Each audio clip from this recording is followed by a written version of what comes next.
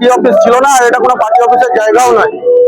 এটা party office করার জন্য ঠিক না। এখানটায় অনেক রকম নোংরা মহল চলছিল, এখানটায় বসে আড্ডাবাজি বেশি হচ্ছিল, কোনো সামাজিক কাজ হতো না, এখান থেকে তোলাবাজি হতো। এখানে গাড়িগুলোতে মানে অন্যায় ভাবে গাড়ি থেকে তোলাবাজি চলছে। প্রত্যেক গাড়িতে 100, 500, 50, 200 টোটোওয়ালাদের কাছ থেকে 20 টাকা এইভাবে অন্যায় ভাবে এটা তোলাবাজির অফিস করা হয়েছে। এখানে কোনো পার্টি অফিস ছিল না এটা, যে কারণে আজকে নরেন্দ্র মোদী যখন সরকার আমাদের রাজ্যে এসছে, আমরা এই অন্যায় হতে দেবো না। এখানে সামনে পার্কিং একটা, সেটা অন্যায় ভাবে গঙ্গার জায়গা দখল করে লোকের কাছ থেকে মাস গেলে 2000, 2500 করে টাকা নিচ্ছে। সেই টাকা কোথায় যাচ্ছে কোনো হিসাব নেই।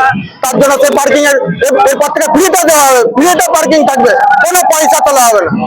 পার্কিং থাকবে মানুষের সহযোগিতার জন্য। গঙ্গার জায়গা সরকারি জায়গা, সরকারি জায়গায় মানুষ ফ্রিতে থাকবে। যে কটা গাড়ি আটবে, যে বার করবে আরেকজন ঢুকবে, কিন্তু কোনো পয়সা তোলা যাবে না। এটা আমার কাছ থেকে পরিষ্কার বার্তা। এই উত্তরে গোটা এরিয়ায়, গোটা রাজ্যে কোনো তোলাবাজি চলবে না। আমাদের মুখ খুলবে।